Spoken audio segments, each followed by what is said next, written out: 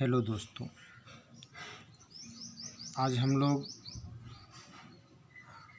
On a winters night का अध्ययन करेंगे जो यूपी बोर्ड के 9th क्लास में प्रेस्क्राइब्ड है।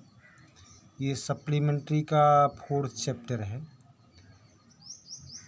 इसका सारांश हिंदी में जानने का प्रयास करेंगे। इसके लेखक हैं Munshi Premchand. On a winters night means पूस की रात। इसके लेखक हैं मुंशी प्रेमचंद। मुंशी प्रेमचंद जो एक महान कहानीकार थे। पूस की रात का हिंदी रूपांतरण, इसका जो हिंदी में है उसी का इंग्लिश है ये।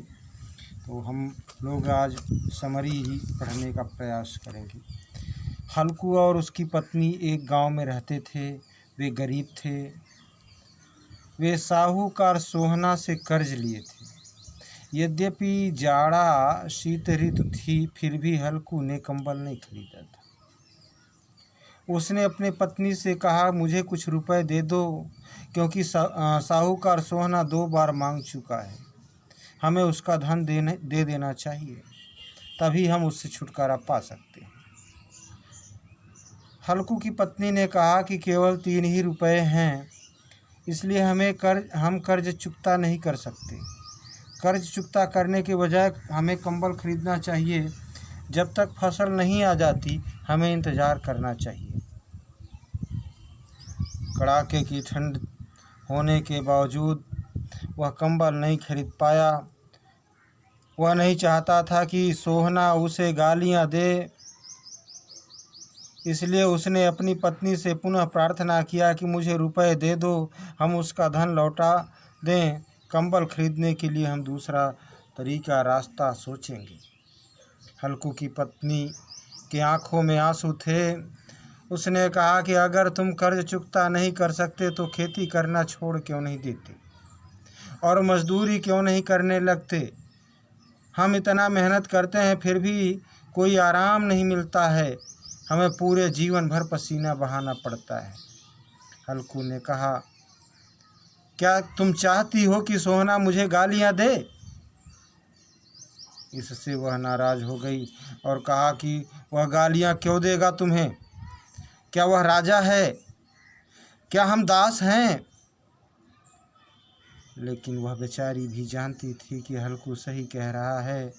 वह नहीं चाहती थी कि कोई उसके पति को गालियां दे। उसने 3 रुपए निकाले और अपने पति को देते हुए कहा कि अगर खेती हमें खाने भर के लिए नहीं दे सकती तो हमें इसे त्याग देना चाहिए, छोड़ देना चाहिए। हमें खर्च करने के लिए पैसे नहीं मिलते। खेत सारा पैसा ले लेता है। हम हमेशा कर्ज में रहते हैं। क्या मिलता है तुम्हें तुम्हारे मेहनत के बदले? केवल गालियाँ। जब हल्कू साहूकार के यहाँ पैसे लेकर देने जा रहा था तो वह मेहनत से कमाए रुपए को देना नहीं चाहता था। इस पैसे से वह एक सस्ता सा कंबल खरीद सकता था, जिससे वह ठंड से बच सकता था। किंतु उसने पुनः सोचा कि नहीं, उसे पहले अपने कर्ज चुकता करना चाहिए। इसलिए इतने कड़ाके की ठंड थी कि मानो तारे भी ठंड से ठिठुर रहे हों, फिर भी हल्कू के पास कोई कंबल नहीं था। उसने एक सूती चद्दर से अपने आप को ढक लिया। वह अपने खेत के कोने में एक चारपाई पर लेट गया। उसका कुत्ता झबरा चारपाई के नीचे लेट गया।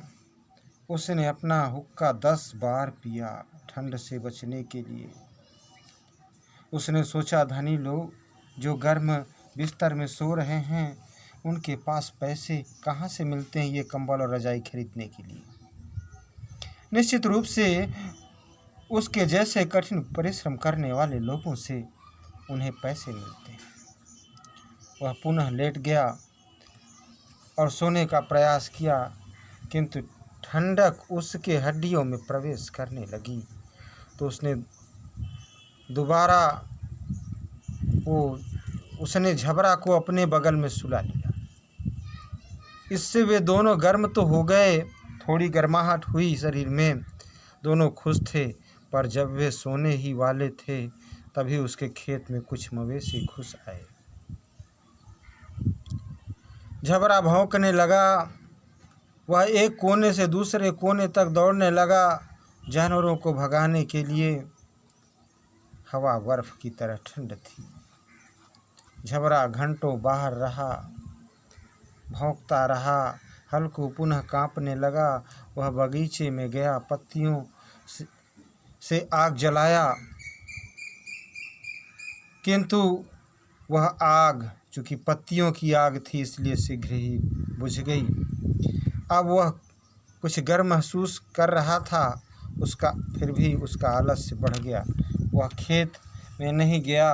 पशुओं को भगाने के लिए वह लेट गया और सो गया।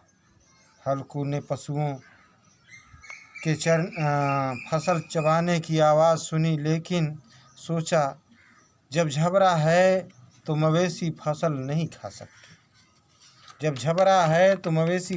खा सकते। उसने चिंता करना छोड़ दिया। जब सुबह उठा तो उसकी पत्नी ने कहा, आज तुम अभी भी नहीं उठे हो? देखो पशुओं ने सारी फसल खा ली है। तुम्हें निगरानी करनी चाहिए थी। हल्कू ने कहा, तुम तो केवल खेत के बारे में सोच सकती हो। मेरे पेट में दर्द था इसलिए मैं यहाँ आ गया, आग जलाया और लेट गया। सब कुछ नष्ट हो गया था। फिर भी दोनों खेत में गए। उसकी पत्नी ने कहा, अब तो तुम्हें मजदूरी करनी ही पड़ेगी।